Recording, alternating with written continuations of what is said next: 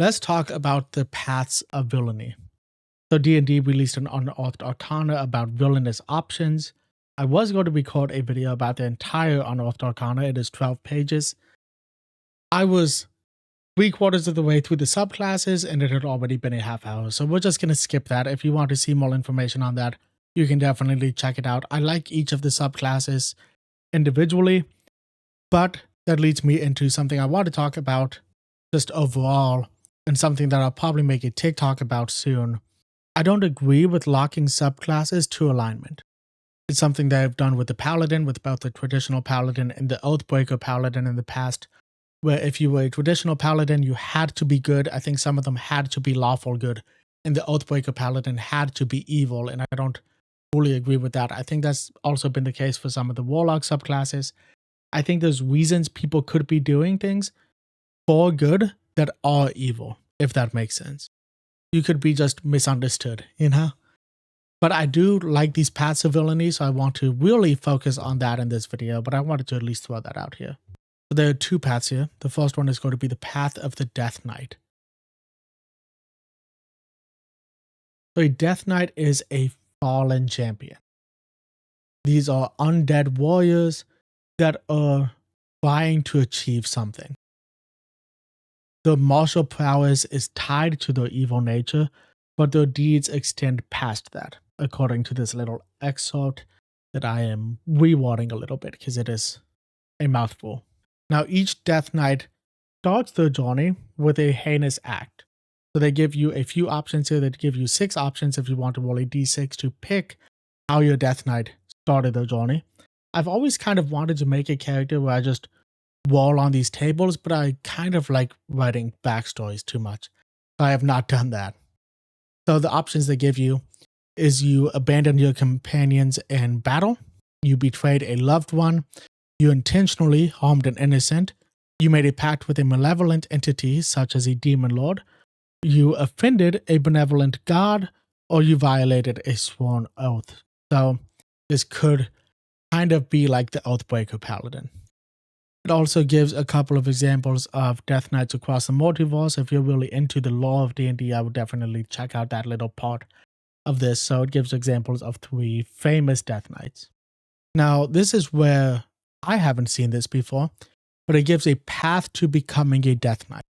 So it says you should pick Death Knight Initiate, and then you should pick one Path of the Death Knight feat, and at level 12, you should take the Death Knight Ascension feat.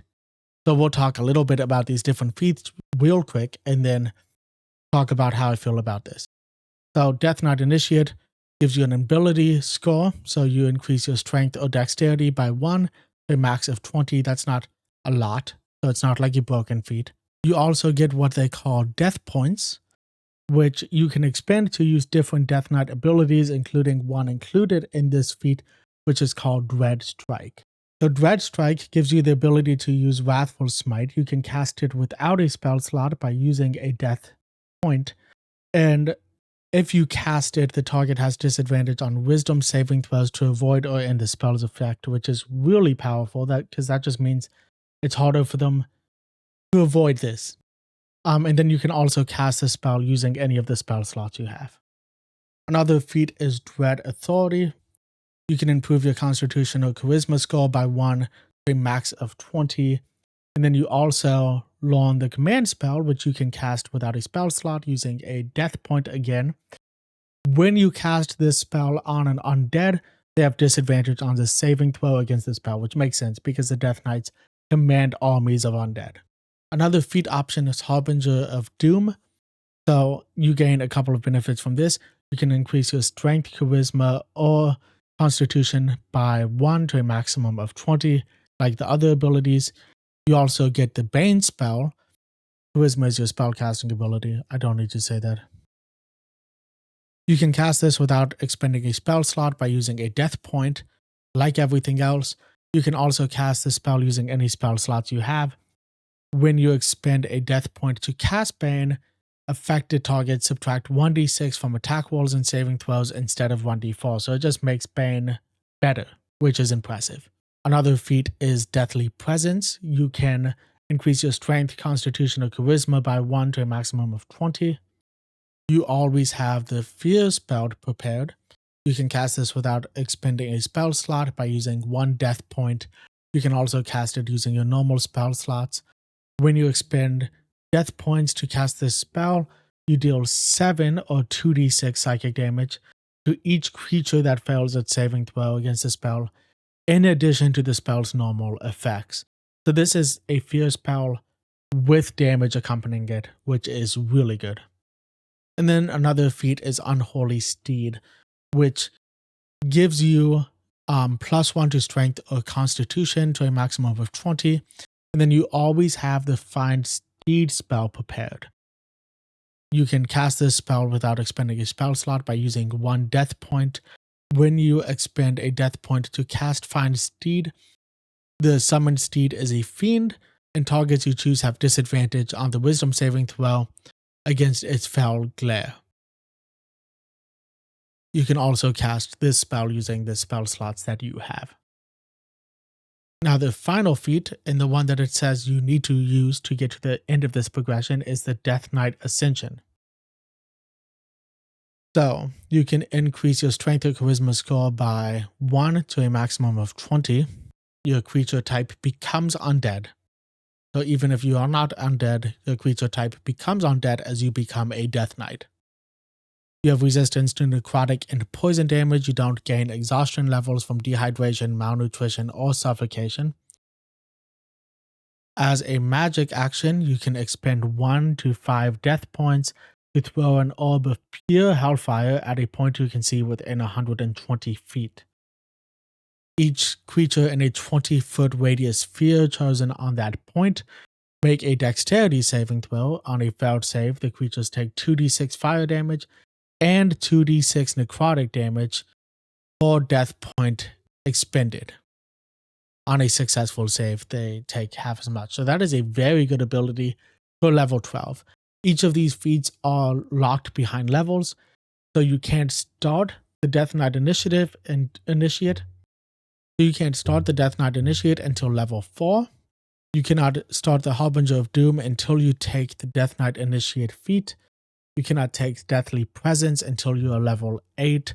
You cannot take an Unholy Steed until you are level 8, and you cannot take Death Knight Ascension until you are level 12. It kind of reminds me of the transformations that Ghostfire Gaming use in the module. The other path that you are given the option to take is the path of the Lich. The Liches are powerful spellcasters who have gained the ability to beat death through the relentless pursuit of arcane magic. So they all undergo a ritual that binds their souls to a spirit jar, which is a personal and well-protected object that allows the destroyed body to reform as long as the object is intact.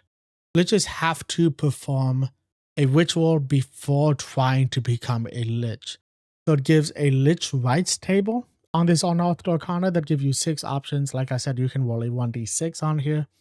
And these are just rituals that might inspire your journey. So maybe your character consumed 100 souls to strengthen your magic. That might be hard to explain if you're in a party of normal people. Maybe you deciphered and recited a forbidden incantation from a lost tome written in a dead language. Maybe used ancient abjuration magic to conceal yourself from the gods of death. So you hid yourself like Harry Potter, or like the character in Harry Potter that hid using the invisibility cloak. Maybe you penned a blasphemous verse and performed it in a defiled temple. So you sang a song about how awful the gods were. Maybe you crafted a potion from your victim's remains and imbibed it beneath a full moon. Or maybe you corrupted your soul so completely no afterlife will accept you. So this also gives some examples of liches from across the multiverse, including Vecna, Vlaakith, Zaztam, and a couple of others that I don't really know very well. So some feats that go along with the path of the lich. You get Lich Initiate, which you have to take to become a lich. Similar to the other one, you have to take the Initiate feat. You can increase your intelligence, wisdom, or charisma by 1 to a maximum of 20. You can choose a tiny object with great significance to you. You can pick from a table to find this object. There's a table here with 6 options, which is an acorn from a forest destroyed long ago, a love letter from a deceased paramour, the inkwell that you used to scribe your first spell or prayer, the defaced holy symbol of a god you've denounced, a bell whose toll became lower with each soul you collected, and a desiccated body part such as an eye, finger, or horn that was once part of you or someone you loved. Or knew. I guess it says new, but in my opinion, loved works better. You can only have one spirit jar at a time, so if you create a second one, that jar is destroyed. Your spirit jar's armor class is equal to your spell save DC, and it has a number of hit points equal to your spell casting ability modifier plus your character level. So if your spirit jar is destroyed, you gain 2 exhaustion levels, and you can't use the soul siphon ability until you create a new one. Soul siphon is when you reduce a humanoid to 0 hit points, you can consume its soul and gain a boost of arcane energy. This doesn't require an action.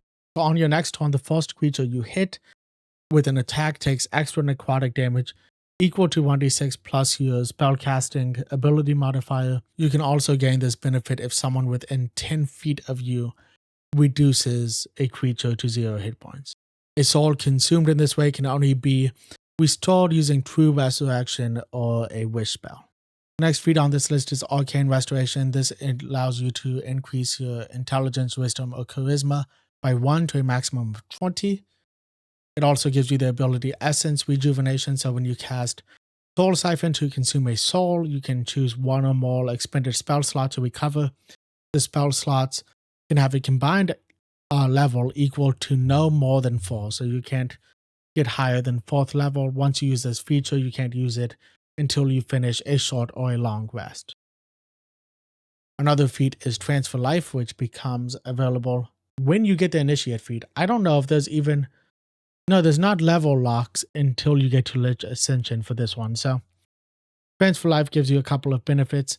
You can increase your intelligence, wisdom, or charisma modifier by 1 to a max of 20. When you use Soul Siphon to consume a soul, you can choose a creature within 60 feet of you to gain temporary hit points equal to your proficiency bonus plus your spellcasting ability modifier. So this is like a small healing feat. Another feat option is Undead Grasp. So you get a couple of benefits here. You can increase your intelligence, wisdom, or charisma by 1 to a maximum of 20. You know the Chill Touch cantrip. If you already know it, you'll learn another cantrip of your choice. When you deal damage with Chill Touch, you can expend a level 1 or more spell slot to paralyze the target. Paralyze is such a powerful ability to just give you with Chill Touch, which is a cantrip. Chill Touch is a cantrip, just to put that out there. The target takes an additional 1d10 necrotic damage per level of the spell slot expended and must succeed on a Constitution saving throw against your spell save DC or have the paralyzed condition until the start of your next turn. So they're not permanently paralyzed, but they're paralyzed until your next turn, which is bad. Because if you're fighting like one creature, that gives your entire party turns before that creature. So that's a lot. Giving them an additional 1d10 necrotic is also rough, but I get it. I mean, it's a good ability. It is just very powerful. And then at level 12, you can get Lich Ascension, which means you have become a Lich. So you increase your intelligence, wisdom, or charisma by 1 to a max of 20. Your creature type becomes undead because you are fully a Lich now. You have resistance to necrotic and poison damage. You don't gain exhaustion levels from dehydration, malnutrition, or suffocation. You learn the Fear spell if you don't already know it and have it prepared. So you can use intelligence, wisdom, or charisma as your spell casting ability for this. You can cast this spell without expending a spell slot a number of times equal to your spell casting modifier, which is crazy. Your spell casting ability modifier by level 12 is probably pretty high, and you can just use this spell that many times. And you regain all the expended uses of fear on a long rest. Spear is a solid spell. I don't think people utilize it very much, so I don't know if this is actually too powerful. You also get rejuvenation. So if you die, you reform in 1d10 days if you have a spirit jar and aren't revived before then. You get a new body appearing with all of your hit points in an unoccupied space within 5 feet of your spirit jar. So you appear right beside your spirit jar with all of your HP. That is good. 1d10 could be a decent amount of days if you're in a party full of people. So I don't know how well this fully works in a group, but it is still interesting. Your character could just be out for a bit. Maybe the party knows where your spirit jar is and they go back to protect the spirit jar until you're able to become revived. I think that could be really fun. But I do really like these like villainous paths. Like I said, I don't love tying things to alignment, but I also kind of think a Death Knight in Lich, it's kind of hard to not be evil. Maybe at the beginning of the journey, you're not fully evil, but as you start progressing to becoming a full Death Knight or a full Lich, I think you're gonna become evil. But I still don't agree that the subclasses should be tied to alignment. I don't think that's normally the best idea. So I hope you guys did enjoy this. Let me know in the comments how you feel about the new unearthed arcana. If you want to talk about the subclasses, I have read them, but I don't want to release like a half-hour video on the subclasses. This is just about 2 paths, and it's already a decently long video. If you guys do want to see the video about the subclasses in the unearthed arcana, also let me know. I can make a video. But I really wanted to talk about these paths because I haven't seen them do this before. These are pretty much just transformations, and I love that. I think we don't talk enough about how to become things like this, like the Lich and the Death Knight and the Hag and stuff like that. I really wish they would have put the Hag in here. So I love this. Let me know how you guys feel about it, because I'm curious if that's the general consensus or if people don't like it as much as I do. And other than that, guys, I hope everybody is having an amazing day.